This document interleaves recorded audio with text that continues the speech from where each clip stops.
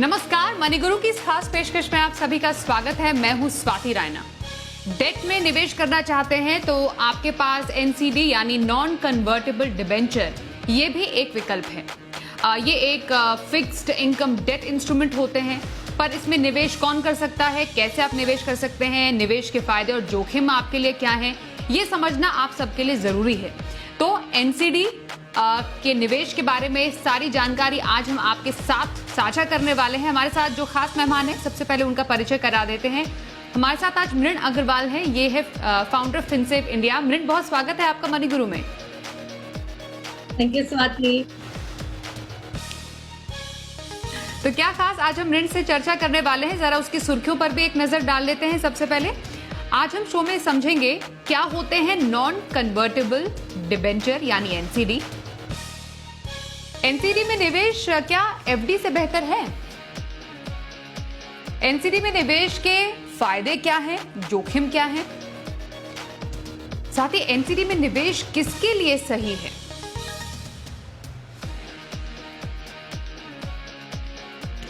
तो मृण, सबसे पहले एनसीडी के बारे में आपसे समझना चाहेंगे कि जब नॉन कन्वर्टेबल डिबेंचर की हम बात करते हैं तो ये किस तरीके के डेट इंस्ट्रूमेंट होते हैं?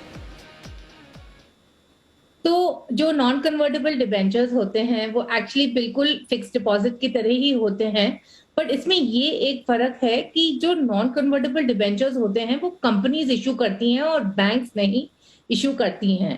तो जैसे एफडी में आप एक फिक्स्ड अमाउंट डालते हैं एक फिक्स्ड पीरियड के लिए जिसमें आपको एक फिक्स्ड रिटर्न आता है, बिल्कुल ऐसे ही एनसीडी में भी आपको एक फिक्स्ड अमाउंट डालना है एक फिक्स्ड पीरियड के लिए जिसमें आपको एक फिक्स्ड रिटर्न आएगा। बट इसमें जो अलग बात है वो ये है कि जो एनसीडीज हैं वो कंपनीज इशू करती हैं। अच्छा, अब एनसीडी सिक्योर्ड भी हो सकते हैं या अनसिक्योर्ड हो सकते हैं। सिक्योर्ड का मतलब कि they are guaranteed by some assets of the company. Of course जो एनसीडीज होते हैं उसमें एक रेटिंग होती है रेटिंग एजेंसी से, जैसे triple A, double A, triple B तक जा सकता है रेटिंग। और एनसीडीज में इन्वेस्ट करने के लिए आपको डीमैट अकाउंट के जरिए करना पड़ेगा। और अगर हम इसके टैक्स के बारे में बात करें तो एफडी में भी इंटरेस्ट फुल्ली टैक्सेबल है, एनसीडी में भी फुल्ली टैक्सेबल है। बट अगर लिस्टेड एनसीडी है और आप अगर उसको you sell it before maturity तो उसमें कैपिटल गेन्स टैक्स आपके लिए लगता है। तो it is like FD but there are lot of other differences in NCD compare to fixed deposits. Okay, तो आपने एक्चुअली बहुत नटशेल में काफी सारी चीजें बता दी नॉन कन्वर्टेबल डिबेंचर के बारे में। और कंपनी जारी करती है, काफी हद तक एफडी जैसी होती है, और सिक्योर्ड और अनसिक्योर्ड अनसिक्योर्ड एनसीडी जो दो तरीके के एनसीडीज होती हैं। आपने कहा कि निवेश के लिए डीमैट अकाउंट की जरूरत होती है। कितने कितने साल तक की, क्योंकि इसकी अवधि फिक्स्ड होती है, फिक्स्ड टेन्योर की का ये डेट इंस्ट्रूमेंट है, कितने साल तक के लिए इसमें निवेश कर सकते हैं? और ये भी मृण आपसे समझना चाहते हैं, निवेश के अलावा जो अगर मानिए कोई इसको बेचना चाहता है तो बेचने का क्या तरीका है नॉन कन्वर्टेबल डिबेंचर का? तो बेसिकली निवेश का तरीका डीमैट अकाउंट के जरिए कितने साल के लिए, और बेचना अगर किसी को है तो उसके नियम क्या है? तो जनरली जो एनसीडीज के जो इश्यूज आते हैं वो कभी कभी 3 साल, 5 साल, 7 साल, 10 साल अलग अलग इश्यूज आते हैं अलग अलग टेन्योर्स के। तो basically it's a very wide range in that sense. अच्छा, अगर नॉर्मली तो क्या होता है कि एनसीडीज में you can hold up to maturity, but अगर फॉर वॉट एवर रीजन अगर आपको पैसों की जरूरत है या जो भी रीजन है, अगर आपको इसको बेचना भी है तो आपको लिस्टेड एनसीडीज को आपको एक्सचेंज में बेचना पड़ेगा। बट इसमें एक बात है कि जनरली जो लिक्विडिटी होती है या जो बेचने वाले होते हैं वो इतने ज्यादा नहीं होते हैं लिस्टेड एनसीडीज के लिए, और ये इसमें एक डिसएडवांटेज है कि the liquidity is very low in most of the listed NCDs. Okay, तो ये एक हम इसका जोखिम कह सकते हैं कि लिक्विडिटी काफी कम है। टैक्स पे थोड़ा सा मैं आपसे और चर्चा मृण करना चाहूंगी। नॉन कन्वर्टेबल डिबेंचर, आपने कहा कि काफी हद तक एफडी के जैसे ही होते हैं, तो इसमें बेसिकली टीडीएस के दायरे में भी नहीं आते हैं, टीडीएस नहीं लगता है, इनकम जो ब्याज से आय है वो इनकम में ही जोड़कर टैक्सेबल होता है। और लिस्टेड एनसीडी में मृण स्पेशली जो है वो कैपिटल गेन्स के नियम लगते हैं।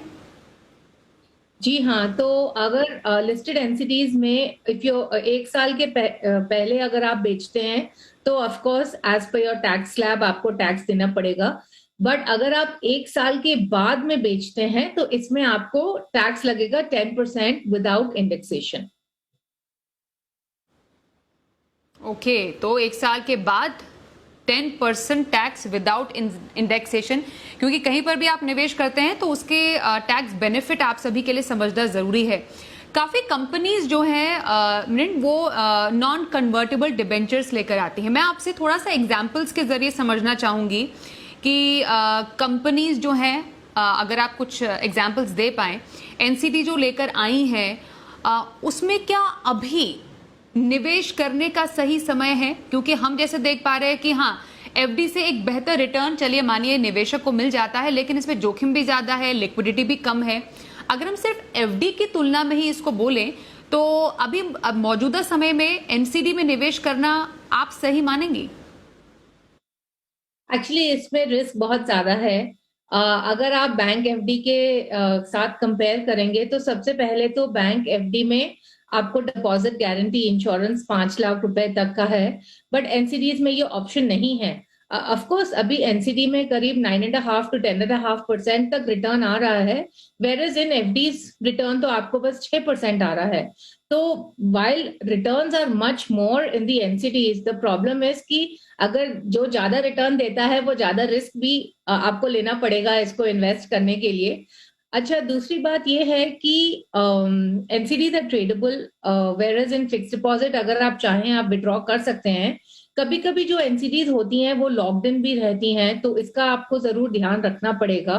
तो मेरे ख्याल से तो ये बहुत ज्यादा रिस्की है। अच्छा, इसमें एक और बात जो है वो ये है कि कंसंट्रेशन रिस्क बहुत है, क्योंकि अगर आपने एक एनसीडी में पैसा डाला और अगर उसने डिफॉल्ट कर दिया तो आपका पूरा कैपिटल इसमें निकल जाएगा। तो इसीलिए क्रेडिट रिस्क तो है ही, क्योंकि अभी आप 10 साल के लिए अगर आप एनसीडी में डाल रहे हैं, आपको नहीं मालूम ना कि 10 साल में कैसा ये कंपनी करेगी, ये कंपनी रहेगी या ये कंपनी 10 साल में पे रेगुलर इंटरेस्ट दे पाएगी कि नहीं। तो एक तो क्रेडिट रिस्क है और दूसरा है कि कंसंट्रेशन रिस्क भी है as compare to fixed deposits which are much safer compare to NCDs. Okay, तो अगर हम नॉन कन्वर्टेबल डिबेंचर के रिस्क की बात करें तो कंसंट्रेशन रिस्क, इसका एक ख्याल आपको रखना है। लिक्विडिटी रिस्क एनसीडीज में ज्यादा होते हैं और क्रेडिट रिस्क का भी खतरा एनसीडीज में होता है।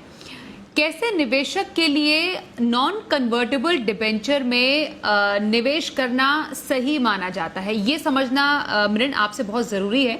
साथ ही अगर मानिए किसी को एनसीडी में निवेश करना ही है तो पोर्टफोलियो में एक पर्टिकुलर परसेंटेज होगा जितना आप अपने पोर्टफोलियो में शामिल कर सकते हैं एज नॉन कन्वर्टेबल डिबेंचर। देखिए, अगर आपको एनसीडीज में निवेश करना ही है तो सबसे पहले तो आपको कंपनी का स्टडी करना पड़ेगा कि इसका क्या क्रेडिट प्रोफाइल है। ऑफ कोर्स एक क्रेडिट रेटिंग होती है, बट जो क्रेडिट रेटिंग होती है that is the current credit rating of the company, right. So आपको ये देखना पड़ेगा कि ये कंपनी का क्रेडिट कैसा है, ये रहेगी कि नहीं रहेगी, ये सबसे जरूरी है जानना। और जैसे कि हमने पास में भी देखा है कि डीएचएफएल, आईएलएफएस वगैरह ने डिफॉल्ट किया है, ट्रिपल ए होते हुए भी उन्होंने डिफॉल्ट किया है। तो you have to be ready कि they could be a default, and only if you are actually willing to take that risk, then I will say कि ठीक है, आप up to 5% of your portfolio आप डाल सकते हैं। बट मेरे ख्याल से ज्यादा बेहतर तरीका होगा कि आप एनसीडी में म्यूचुअल फंड के जरिए इन्वेस्ट कीजिए, क्योंकि म्यूचुअल फंड में एक फंड मैनेजर है जो डिसाइड करेगा, उनके पास ज्यादा जानकारी भी है, उनके पास ज्यादा रिसर्च भी है टू फिगर आउट कि ये कंपनी क्रेडिट वर्दी है कि नहीं। तो बेसिकली जैसा आपने बताया कि जब हम एक म्यूचुअल फंड के जरिए निवेश करते हैं तो उसमें आपकी मदद एक फाइनेंशियल सलाहकार भी करता है और वो उसकी मदद से आप एक बेहतरीन या अच्छे रेटेड पेपर में निवेश करने वाले म्यूचुअल फंड में निवेश कर सकते हैं। ये एक बड़ा फायदा हो सकता है। एनसीडी और डेट फंड की जब हम बात करते हैं इन टर्म्स ऑफ रिटर्न कितना डिफरेंस देखने को मिल सकता है मृण, क्योंकि जो निवेशक होते हैं वो रिटर्न को भी बहुत ज्यादा, इनफैक्ट रिटर्न को काफी ज्यादा यहाँ पर इंपॉर्टेंस देते हैं। दोनों के रिटर्न में लगभग कितना डिफरेंस है? एक्चुअली रिटर्न्स में तो काफी डिफरेंस रहेगा, क्योंकि अगर आप देखते हैं तो NCDs are there, for example short duration debt fund, या अगर आप कॉर्पोरेट बॉन्ड फंड या आप क्रेडिट रिस्क फंड के साथ भी कंपेयर करते हैं तो देखा जाए तो let's say short duration debt fund and corporate bond fund में करीब 6.5% एक्सपेक्ट कर सकते हैं post tax, whereas credit risk fund again would be about 6.5 to 7%. जो एनसीडी के रिटर्न्स हैं ऑफ कोर्स वो प्री टैक्स बेसिस पर अगर हम 9.5% भी लेकर चल रहे हैं एंड अगर वो listed NCD you are holding it for more than 1 year and selling it after 1 year also, तभी भी आपको करीब 8% रिटर्न आएगा पोस्ट टैक्स। बट अगर आप NCD if you are going to be holding it till maturity then of course return काफी similar रहेगा, क्योंकि इसमें आपको पूरा टैक्स लग जाएगा एंड अज्यूमिंग आप 30% टैक्स ब्रैकेट में हैं तो आपको रिटर्न उतना ही आएगा। बल्कि आई विल से कि एक्चुअली एनसीडी का रिटर्न ज्यादा है। एक्चुअली जो हम क्या देख रहे हैं कि आजकल जो एनसीडीज आ भी रही है ना रिटेल इन्वेस्टर्स के लिए, उनकी रेटिंग काफी लो है, तो जनरली AA से कम रेटिंग है एंड जो भी कंपनी AA से कम रेटेड है उसमें रिस्क भी ज्यादा है। अगर हम देखते हैं तो म्यूचुअल फंड्स में they need to have AA and above holdings, right, but आजकल जो एनसीडीज ज्यादातर आ रही हैं वो एक्चुअली AA के नीचे हैं। तो एक्चुअली क्या है कि रिस्क फैक्टर बहुत हाई है एंड जनरली क्योंकि ये जो कंपनीज जो पैसे रेस कर रही हैं इनकी स्टैंडिंग इतनी अच्छी नहीं है, इसलिए इसमें रिटर्न भी ज्यादा है। तो एक्चुअली अगर हम short duration debt fund and corporate bond fund के साथ लाइक टू लाइक कंपैरिजन भी नहीं रहेगा, because they have more higher rated bonds than most of these NCDs which are coming at 9.5%. Interesting. और लगभग कितना ड्यूरेशन वैसे तय अवधि के हिसाब से एनसीडी में आप निवेश करते हैं, लेकिन आप एक मैक्सिमम ड्यूरेशन या एक आइडियल ड्यूरेशन कितना बोलेंगे किसी को एनसीडी में नॉन कन्वर्टेबल डिवेंचर में निवेश करने के लिए? एंड मोस्ट इम्पॉर्टेंटली अगर किसी को अपने पोर्टफोलियो में एक हाई रिस्क डेट इंस्ट्रूमेंट शामिल करना है भी, तो कैसे गोल्स के लिए या कैसे लक्ष्यों के लिए आपको निवेश करना चाहिए नॉन कन्वर्टेबल डिबेंचर्स में? तो आई वुड से कि 3 से 5 साल तक का ही आपको एनसीडी लेना चाहिए, उसके ऊपर का नहीं लेना चाहिए। और जब हम डेट फंड्स के बारे में बात कर रहे हैं तो अगर आपको हाई रिस्क डेट फंड चाहिए जिसमें आप 3 से 5 साल तक का निवेश कर सकते हैं, तो मेरे ख्याल से क्रेडिट रिस्क फंड्स अच्छी कैटेगरी है। पिछले साल इस कैटेगरी में काफी इवेंटफुल रहा because of the whole Templeton issue, but I think उसके बाद में इसमें नए रेगुलेशंस भी आए हैं और काफी सारे फंड्स ने अपने पोर्टफोलियोज भी काफी क्लीन अप किए हैं। तो आई एक्चुअली थिंक कि credit risk is a good category, but certainly it is high risk category. इसमें वॉलेटिलिटी आपकी ज्यादा रहेगी as compare to corporate bond या शॉर्ट ड्यूरेशन डेट फंड। तो अगेन सोच समझकर जांच कर ही आप निवेश करें। ऐसे नहीं कि अच्छा इसमें थोड़ा ज्यादा रिटर्न आएगा तो इसमें हम चले गए, क्योंकि इसमें रिस्क ऑफ डिफॉल्ट, वॉलेटिलिटी वगैरह ज्यादा है। बट सर्टेनली आई विल से NCD versus credit risk fund, I would still go for credit risk fund, क्योंकि इसमें मुझे डाइवर्सिफिकेशन मिल जाएगा। मैं एक एनसीडी में डालूं वर्सेस एक क्रेडिट रिस्क फंड में डालूं जिसमें दे हैव इन्वेस्टेड इन 20 और 25 सच एनसीडीज, राइट। सो इसमें मेरे को रिस्क डाइवर्सिफिकेशन भी मिलता है and that is why I would prefer credit risk fund. All right, चलिए एक ब्रेक के लिए यहाँ पर रुकते हैं। ब्रेक के बाद कुछ और चर्चा होगी, कवर्ड बॉन्ड पर भी बात करेंगे। कवर्ड बॉन्ड क्या होते हैं, कवर्ड बॉन्ड कैसे डिफरेंट होते हैं नॉन कन्वर्टेबल डिबेंचर से, इस पर चर्चा जारी रहेगी। छोटे से ब्रेक के बाद देखते रहिए मनी गुरु।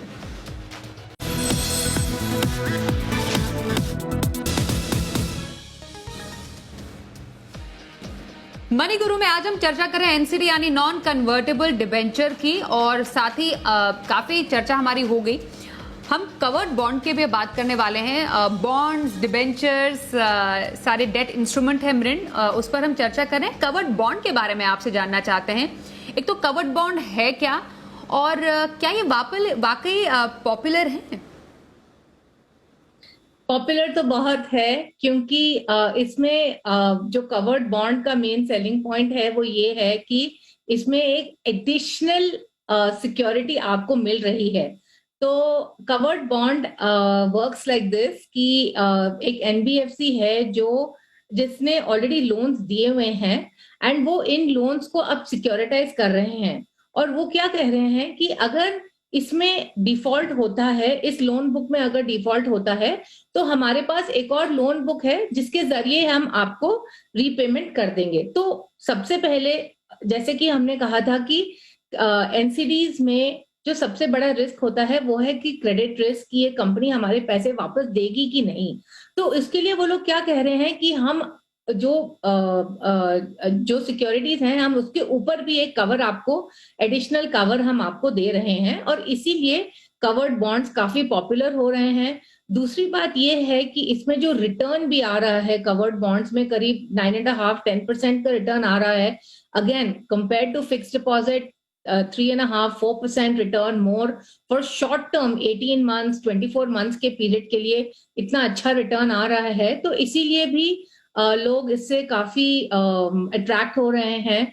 और दूसरी बात जो है कि जो प्लेटफॉर्म्स ये प्रोडक्ट्स ला रहे हैं, again these platforms have a very wide base, तो इसीलिए भी ये सब प्रोडक्ट्स काफी पॉपुलर हो रहे हैं। बट आई थिंक जो एनसीडी की जो प्रॉब्लम है वो कवर्ड बॉन्ड्स में भी है, क्योंकि अगर हम देखते हैं जो company actually covered bond issue कर रही है वो एक एनबीएफसी है, वो ये फिनटेक प्लेटफॉर्म नहीं है। तो काफी सारे लोगों जिन्होंने मुझसे पूछा इस बारे में, दे वर थिंकिंग कि जो फिनटेक प्लेटफॉर्म है वो लोग ये प्रोडक्ट मैन्युफैक्चर कर रहे हैं, but they are only promoting the product, they are not the product manufacturer. So there is an NBFC and again very low rated NBFC, जो NBFCs हमने देखी हैं, they are single A rated, which is very very low. उनकी gold loan की book है, gold loans, as you know, is taken by people in distress, right? So again, lot of issues with all of these. It's just that people feel ki a fintech platform is giving this product and hence it will be safe, and that is the wrong way of thinking. You need to see the credit rating of the company, that is very very important, and hence जो NCD का जो inherent risks है, which is default risk, credit risk, concentration risk, all of those risks are there in this covered bond product also. और tax भी बिल्कुल debt instrument जैसा ही लगता है कवर्ड बॉन्ड में। Actually, taxation के लिए they have structured it like a market link debenture. They have basically listed it. तो वही जैसे मैंने बताया कि if you hold for less than 1 year, it's fully taxable, and above 1 year, it's taxed at 10% without indexation. Okay, और मानिए किसी को कवर्ड बॉन्ड में निवेश करना ही है, अगेन क्या जो निवेशक है उसको जानकारी होनी चाहिए, क्योंकि हर तरीके का निवेशक इस वक्त हमारा शो देख रहा है मृण, अग्रेसिव भी हैं, काफ़ी कंजर्वेटिव भी हैं। जब हम डेट कैटेगरी की बात करते हैं तो यूजुअली लगता है कि इसमें तो रिस्क ही नहीं होता है, बट लेकिन सच बात तो है कि डेट कैटेगरी में बहुत सारे प्रकार के रिस्क होते हैं, क्रेडिट, लिक्विडिटी, और जितने सारे अभी मृण ने बताए, interest rate risk for example. तो कवर्ड बॉन्ड में भी जोखिम है, तो कैसे निवेशक के लिए, क्या इसमें भी एक अग्रेसिव थिंकिंग वाला निवेशक ही निवेश करे? एब्सोल्युटली, एंड काफी सारे लोग जो निवेश करने की सोच रहे हैं वो लोग हैं जिनको एक रेगुलर इनकम चाहिए। तो आप प्लीज ऐसे इन्वेस्टर्स को बिल्कुल ही नहीं इन्वेस्ट करना चाहिए। एक और बात मैं आपको बताना चाह रही हूँ कि a lot of these products look very good on paper, but please remember कि जब भी एक डिफॉल्ट होता है to recover money is very tough. हमने पहले भी देखा है, कितने सारे केसेस हैं, या अगर आप बैंक्स को ही देख लीजिए कितना डिफॉल्ट है। It's been so difficult for banks to recover money. So a lot of times things look very good on paper, but that's not necessarily true in real life. And hence again, जो ये निवेशक हैं जिनको regular income चाहिए, या जो senior citizens हैं, उनको तो सर्टेनली इस प्रोडक्ट में नहीं जाना चाहिए। Only those who can take high risk, who know what are the risks involved, only such investors should look at investing in this product. Okay, अभी करंट सिनारियो को देखते हुए हमने एफडी पर डिस्कस किया, हमने नॉन कन्वर्टेबल डिबेंचर की बात की, हमने कवर्ड बॉन्ड की बात की, हमने डेट फंड की भी चर्चा की। अगर हम हर पैरामीटर को अगर तराजू में तोलें तो मृण, आपकी चॉइस क्या होगी अभी मौजूदा समय में किसी निवेशक के लिए निवेश करने की, कीपिंग इन माइंड कि इंटरेस्ट जो रेट है वो भी लो है, और आगे आने वाले टाइम में क्या स्थिति रहती है हम सबको मालूम है, स्टेटस को रहेगा या हो सकता है आने वाले टाइम में इससे बढ़े ही, और एक निवेशक के प्रोफाइल को देखते हुए भी, प्लस एक महंगाई एंड रिटर्न के लिहाज से भी आप सजेस्ट क्या करेंगे इन तमाम डेट प्रोडक्ट्स में से जिसकी चर्चा आज हमने की है? Actually, I would go with debt funds, short duration debt fund, corporate bond fund, credit risk fund, any of these categories, depending upon आप कितना रिस्क ले सकते हैं। अगर आपको एक ऐसा प्रोडक्ट चाहिए जिसमें आपको बिल्कुल डालकर you're okay with a decent reasonable return और इसमें ज्यादा रिस्क नहीं है, तो short duration debt fund and corporate bond fund बिल्कुल ठीक है। थोड़ा सा अगर आप रिस्क ले सकते हैं तो थोड़ा सा आप क्रेडिट रिस्क फंड में भी डालें। And the reason I prefer debt funds, again इसमें टैक्स एडवांटेजेस भी हैं, बट दूसरी बात, जैसे मैंने कहा कि इसमें मुझे कॉन्सेंट्रेशन रिस्क नहीं है, इसमें मुझे लिक्विडिटी रिस्क नहीं है, and I think now the credit risk is also getting managed very well. So I would certainly go with this, but certainly returns are going to be lower. इसमें आपको कम return आने वाला है compared to covered bond और compared to NCD, but ये आपकी फिर choice रहती है, आपको रिस्क चाहिए या आपको रिटर्न चाहिए। एब्सोल्युटली, रिस्क चाहिए, रिटर्न चाहिए। रिस्क प्रोफाइल के हिसाब से, अपने लक्ष्य के हिसाब से आपको किसी भी कैटेगरी के इन्वेस्टमेंट प्रोडक्ट को चूज करना चाहिए। बहुत शुक्रिया मृण, आपने बहुत ही सरल अंदाज में NCDs, non convertible debentures, covered bonds, FD और डेट फंड, क्या इसमें बेहतर हो सकता है उस पर चर्चा करने के लिए। मनी गुरु में आज के लिए बस इतना ही। एक ब्रेक के लिए रुकेंगे, देखते रहिए जी बिजनेस।